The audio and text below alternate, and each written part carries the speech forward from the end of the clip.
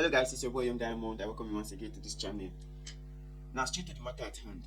The Nigerian Aviation Minister, Festus Keyamo, has issued a letter to his UK counterpart regarding the non-slot allocation to the Nigerian air carrier Air Peace. Now the role of Air Peace flight operation from the United Kingdom has taken another turn with Festus Keyamo. Now the Nigerian Minister of Aviation and Aerospace Development has written to his British counterpart to lodge a formal complaint. Then the letter dated in August 1st, 2024, and addressed to Louis Hague, the UK Secretary of State for Transport. Keyamo warned that if Air Peace is not allocated a slot or a space at the Heathrow Airport, Nigeria will be forced to reciprocate by denying British Airways and Virgin Atlantic slots at the Lagos and Abuja airports. Now this was the statement from Festus Keyamo, because why? The slot has been declined on several occasions for the Nigeria air carrier Air Peace, to land at the Heathrow Airport. Although the Heathrow Airport is the UK's primary airport, but Air Peace, which is a Nigerian carrier, currently operates from the Gatwick Airport, which is the secondary airport of the United Kingdom. Now, all effort by Air Peace, to get a slot at the Heathrow Airport, which is closer to the heart of London, has been unsuccessful. Now, in the letter, Keyamo expressed the displeasure of Nigerian government over the consistent denial of slots by the UK slot office to Air Peace on the Nigeria-London route, to fly into Heathrow, its first choice. Now, since it began operation in the UK in March 2024, the airline has made consistent efforts in the past to fly into Heathrow Airport from Lagos, but was denied and only granted approval to fly into Gatwick Airport from Lagos. Now, this is what Festus Keyamo said. Following the approval granted by the airline by the Nigerian government to fly Abuja-London route, the airline approached the slot office for allocation to the London Heathrow Airport for flight operation planned to commence in November 2024 during the IATA winter season. Now, it is highly disheartening that up to this moment, the airline has not received any favorable response from the slot office. Now, he reminded the UK that both British Airways and Virgin Atlantic are operating into the Nigerian primary airports in Lagos and Abuja without encumbrance placed in their ways. British Airways in particular has been flying into Lagos since 1936. That's shocking. Since 1936. So therefore, it is necessary for Nigerian designated carriers to enjoy similar reciprocity that the British carriers are enjoying. So it is highly unfair on the side of the British authorities and a discredit to the Nigerian authorities and the Nigerian nation as a whole to be an issue at all times. He said, we feel totally betrayed by the British authorities for not reciprocating the good gesture of the Nigerian state and its people. Now, he went further to write that the slot allocation issue should not be used as an alibi to deny the existence of bilateral air service agreement, which is the BASA, between Nigeria and the United Kingdom, which hallmark is based on the principle of reciprocity. Whatever concessionary arrangements you have with your airports, with third parties and concessionaries, should legally inherit your existing obligation, especially under those bilateral service agreements, in respect of the use of those airports. Now, arising from the foregoing, I wish to emphatically state that if Air Peace is not allocated a slot at the London Heathrow Airport, it might be difficult for British flag carriers to access Nigerian Tier 1 airports from the next winter season, unless when a frank discussion is opened with us to break the debacle associated with the slot allocation at Heathrow to the airlines and other Nigerian designated airlines. While expecting your timely intervention over these pressing issues dear to the heart of Nigerians, please accept the consideration of my warm regards. Now, this is a statement directly from Festus Keyamo, the Aviation and Aerospace Minister. Now, his letter is more or less too subtle, issued to his British counterparts, because it is heartbreaking that since 1936, the UK has been flying into the Nigerian airspace without any stress or any issue. Nigeria has always been maligned, suppressed, and most of the time being asked not to speak when these things happen. Thank God for his strong-headedness that he has not given heed to these foreign airlines. Because we all could remember in March when they started, it was a tug of war before they were even given Gatwick on the go to land at Gatwick, and of which British Airways, both Virgin Atlantic and British Airways, they have a slot in Lagos and Abuja airports uninterrupted. So Festus Keyamo, though he took a bold step to write to his British counterparts, but still, by now, action should have been taken on the British Airways and Virgin Atlantic. Because based on the bilateral agreement, which has been violated, I don't see any reason why Festus Keyamo should even write. Rather, action should have been taken to send a clear message, that Nigeria is now serious. Because he is the only one as of now that is trying to, put Nigeria in the limelight because of what has been done to the Nigerian airspace. They keep frustrating Nigerian airlines just for their own business to thrive. Just one carrier, Airpeace, just one. It's causing so many reactions, so many deniers and all that. But yet they have 2 carriers flying into Nigerian airspace. So the aviation minister should send a clear message with action, not written message. If he stops British Airways and Virgin Atlantic from landing in Lagos or Abuja airports, then they will sit up and come to the negotiation table. But all this writing, continuous writing and all that, yeah, he's doing his best, he's trying his best, to break the cabals that are trying to ruin, the Nigerian airlines from accessing these international airports. But still, he should match his word with actions. Suspend these airlines, and then we see how serious you really are to do business with them. Because the more you keep writing, the consistent writing, and they will not take you seriously. Imagine all the warnings you've given since March, when this Airpeace started its movement into the UK Gatwick Airport. Till now, there is nothing being done. So you just have to take action.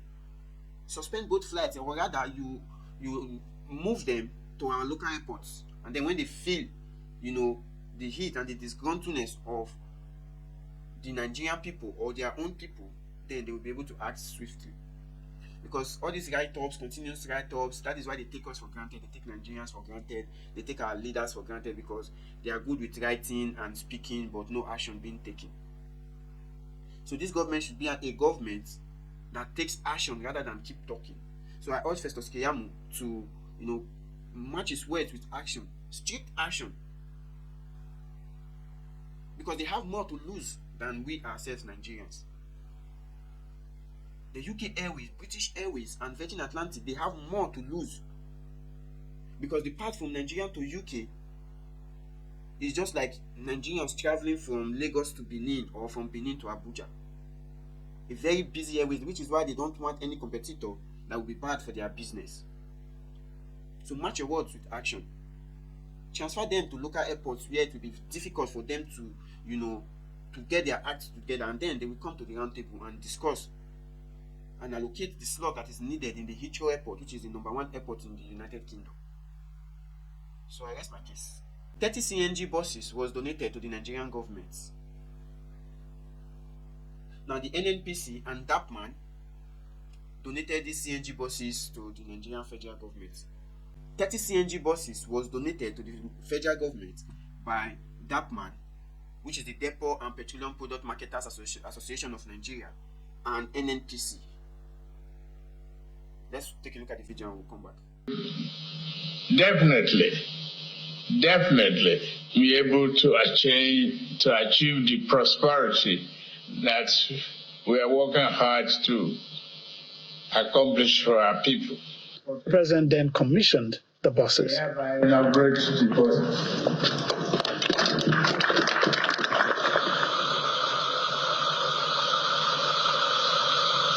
The Depot and Petroleum Product Marketers Association donated 20 buses, while the Nigerian National Petroleum Corporation Limited donated 10 buses. And we're hoping that this one will, to a large extent, enhance our stride to prosperity in Nigeria. It's going to be very significant because CNG, apart from being cleaner, is much, much cheaper. And so, because it's cheaper to fuel the vehicles, the price is going to be way, way down. It's expected that the donation of these buses will lead to more donations across the country, in addition to the buses to be provided by the federal government and the state government. From the presidential villa.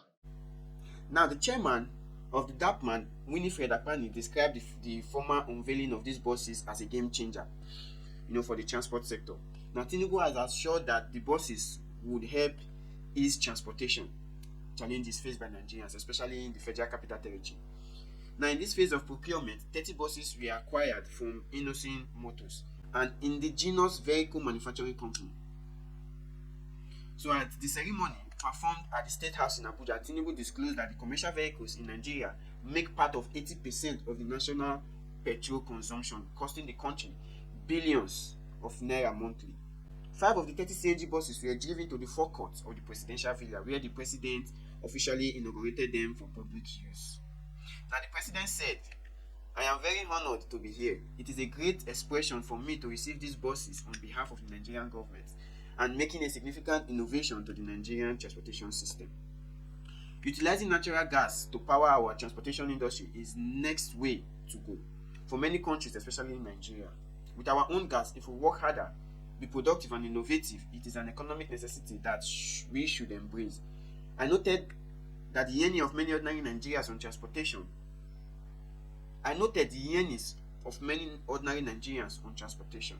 I thank Innocent Motors and others. We have been committed to change this narrative in this country.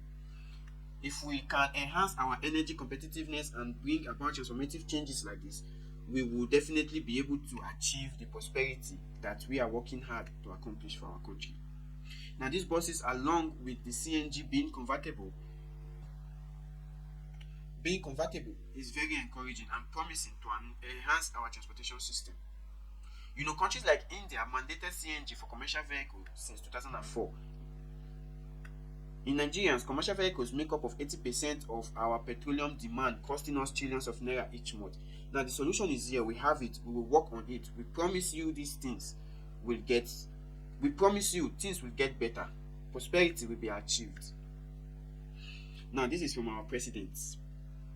Now, is it not shocking that after 1 year, though it's a good innovation, but these buses were donated to the government? Now, the question will be, where are the buses that the government, has been saying will be made available to the public? Now, these 30 buses, 10 came from the NNPC and 30 came from the DAPMAN. Is it not the same NNPC that is looking for a crude oil-backed loan? Now, where did they get this money to get these 10 CNG buses? Donating buses to the federal government with Nigerians' own money. So, though it's a good innovation, but it is also more or less, a disgrace to the Nigerian government that after 1 year in office, they've not even been able to, come up with any innovative ways of transportation, rather waiting for donations from these bodies. And this is one thing with the Nigerian system. Everything they do is a show off. 30 buses, and the president is inaugurating 30 buses. Now, how do you allocate these buses to each state? We have 36 states in Nigeria, including the FCT, Abuja. Now, how will they, allocate these buses to these various states? Because give or take, each state might likely require close to 100 or close to 500 buses. So how will they allocate 30 buses to 36 states? And which is to say, if you are to allocate one each for each state, definitely it won't go anywhere. But probably these 30 buses will be strictly for the FCT, which is the Federal Capital Territory. That might be the possible, thinking that will be done. But the effort of the president is too slow, to address these issues, especially for transportation. Now, converting vehicles to CNG I don't think it takes so long to convert just a single vehicle to CNG. So if you decide to say, okay, let's do this conversion, each bus is every week, definitely by now the government would have been able to come out with a substantial amount of buses that have been converted and released to the public. So I don't know why the delay. And Nigerians should not get happy or get excited with just 30 buses. Yes, it's an applaudable thing. But yet we shouldn't celebrate yet, because the government in particular has not, launched any CNG buses for public use. And Nigeria is rich in natural gas, and of which they have even started constructing a pipeline from Nigeria to Morocco, which will then transport it to, the European landscape. So the government can do better. They should act better, act fast, not the way they are doing things now. People are suffering when it comes to transportation due to the hike in price. And also the government should also set up conversion centers where ordinary citizens can go and convert their vehicles, and also sales points where they can get this CNG purchased. 500,000 students failed the West African Senior School Certificate Examination. The results have revealed that the total number of 275,000 candidates failed to pass English language and mathematics, which is the basic of acceptance in any higher institution. This represents a significant portion of the 1.8 million students, who sat for the examination. This questions our schooling system and the curriculum and how things are being run in the educational sector, where a whopping 500,000 students failed English and mathematics. This questions the state of their learning, the environment in which this learning takes place. Now, according to Amos Dangote,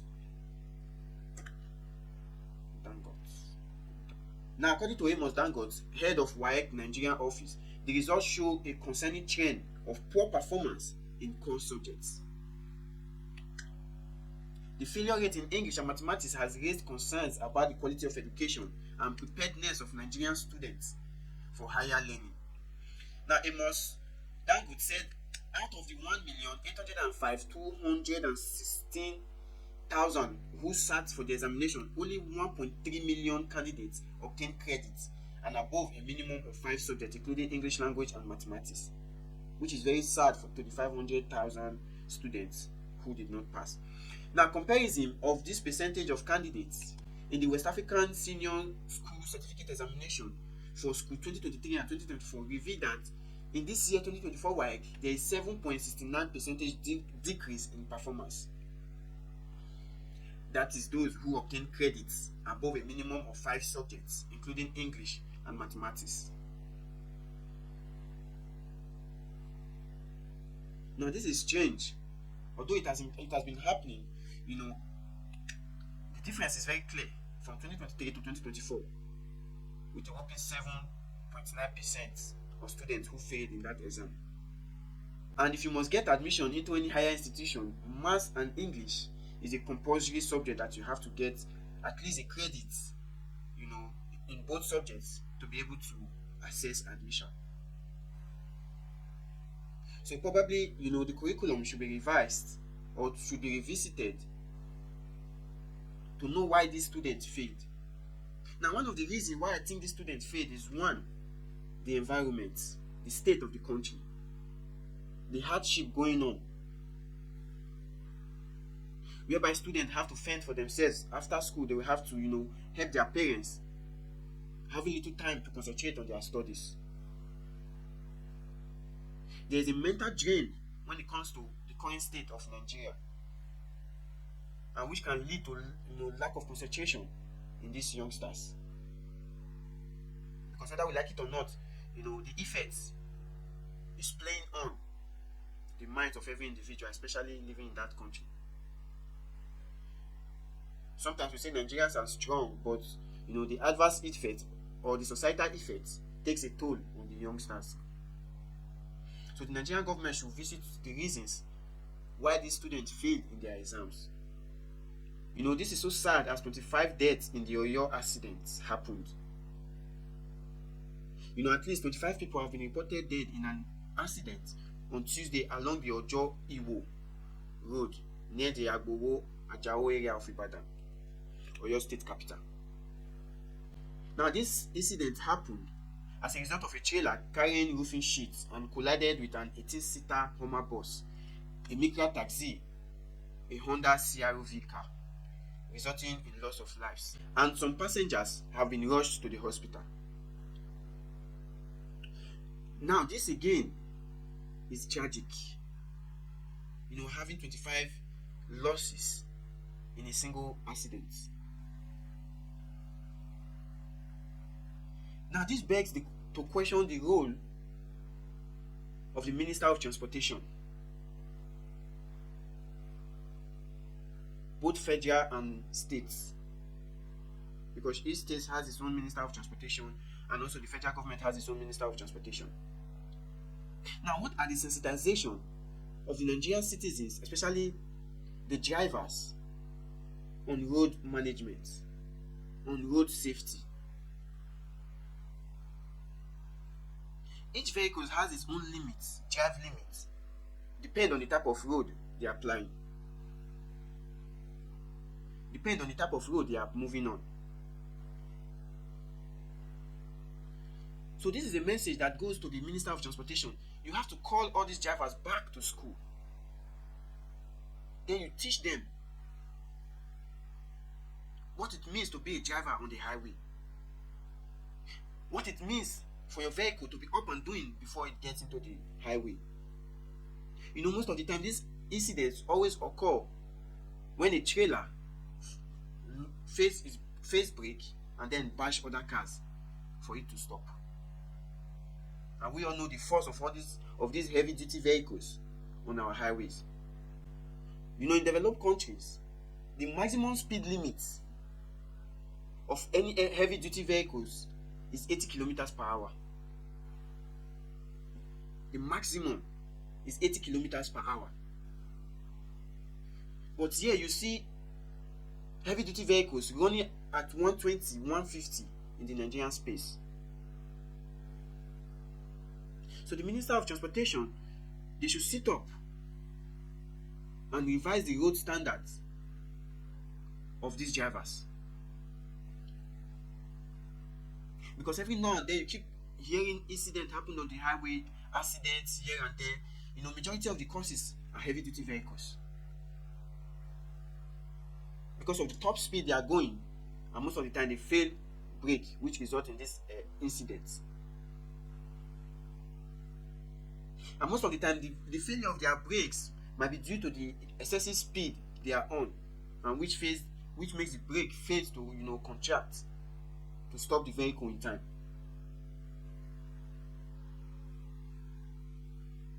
So enough of the Minister of Transportation not doing anything about how the road is being used and what each drivers should know with each vehicles they operate on. For every driver to be on the highway, they have to have a certificate that they've attended, at least a substantial number of classes to teach them about the kind of vehicle they have and how they should use it on the highway. Because losing of lives is not something we have to keep sitting and keep talking about. These are lives of individuals cut short because of the inability of a particular driver to be sensible on the highway. When they ply the road, they feel like a god, not having respect for any other vehicles along the highway. And then when this tragedy happens, they look for vehicles in order for them to come to a halt. So the transportation ministers should sit up and start sensitizing the people on the kind of vehicles they have on the highway and how to use it, and the speed limits they have to go to reach their destination in one piece. Greece experienced its heat wave in June. This continued with extreme temperatures that caused a wildfire near Athens and across Greece. Flames shooting more than 80 feet into the air as a fast-moving and unpredictable wildfire closed in on the Greek capital of Athens overnight. The ancient buildings that make the city a tourist hotspot, with more than 1 million Americans visiting every year, in the path. I've never seen anything like it. I've never seen a fire like this or clouds like we've seen all over Greece. Susan Nesmith and her husband from Alabama saw the fire when they arrived Sunday. We couldn't believe all the smoke and just literally so close to us, and just a giant smoke cloud that almost looked like a mushroom cloud from a bomb or something. The fire forcing evacuations, burning homes and businesses, turning hotels into shelters. At least one person has died, more than a dozen treated for burns and breathing problems. The smoke and fire closing in on Monday. Kate and Ryan Swarthout from California capturing this in Greece to celebrate their daughter's college graduation. And while we were here, we received emergency alerts on our phones, which was both concerning and comforting at the same time. This satellite image showing the size, the fire scorching 25,000 acres. This morning, warnings for children, pregnant women, and the elderly to be extra cautious because of the smoke. The smoke was bad. We did really smell it yesterday, and we could see it obviously in the air for the last few days, but it did not change our travel plans at all. And the more than 600 firefighters got a bit of a reprieve from the wind this morning, but the gusts are picking up again this afternoon, with temperatures forecast to soar above 100 degrees today and tomorrow. Hoda. Yeah, those firefighters have a big job ahead.